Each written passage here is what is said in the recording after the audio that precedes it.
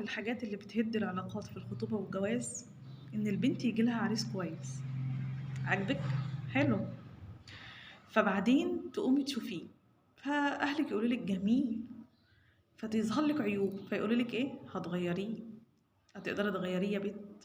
دي خرافة أصلا، بيضحكوا عليكم، لأن دي خرافة إن مفيش حد بيتغير.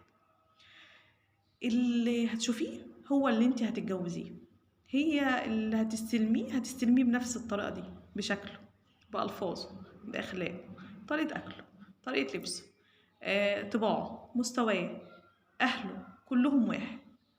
خرافة عندنا اللي هي أنا هغيره. انت مش هتعرفي تغيري حد، اللي هتشوفيه الجثة اللي هتشوفيها هي اللي هتعيشي معاها بالظبط.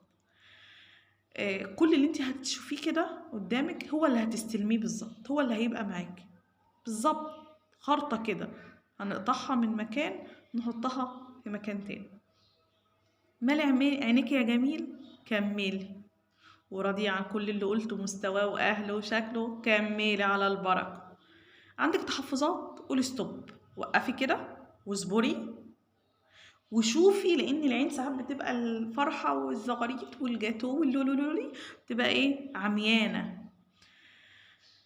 لو مالي عينيكي كمل او كملي، مالي عينيك كمل. لكن في حاجه نقول ستوب ونصبر ونهدي اللعب ونشوف كده الموضوع من بعيد كده قدامنا.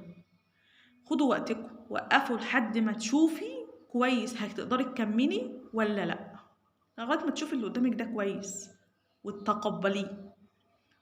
وكمان أنا مؤمنة بحاجة، إن هدايا ربنا بتجيلنا في آخر العمر في المستقبل شوية، إن الإنسان بيهدى ويتغير، لكن ده مش حاجة مش مضمونة. لكن الخرافة إن أنت تخشي في علاقة زي جواز أو خطوبة، أو أنت تدخل في علاقة أو جواز زي جواز أو خطوبة وتقول ده أنا هغير. مستحيل.